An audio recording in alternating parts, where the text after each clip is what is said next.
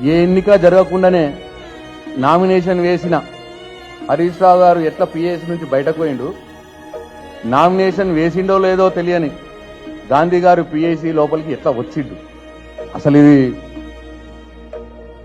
హరీష్ రావు గారిని ఎందుకు బయటకు పంపించినారు, ఆయన నామినేషన్ ఏమైంది, ఇంత అన్యాయంగా ఇంత బుల్డోజింగ్గా హరీష్ రావు గారు ఉంటే మీకేంటి భయం, పిఎస్సీలో హరీష్ రావు గారు ఉంటే మీకేంటి భయం, మీ దొంగ పనులని మేము చేసేది ఏం చేస్తాం, మీరేమన్నా పనులల్లో ఖర్చు పెట్టిన దాంట్లో తప్పప్పులు ఉంటే దాన్ని ఎత్తి చూపి సలహాలు సూచనలు ఇస్తూ అసెంబ్లీకి నివేదిక ఇస్తాం, తద్వారా ప్రజాధనం దుర్వినియోగం కాకుండా ఉంటుంది.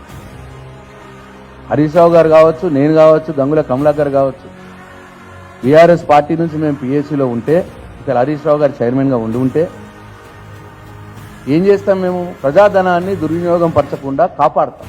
మేము చేసేది అదే.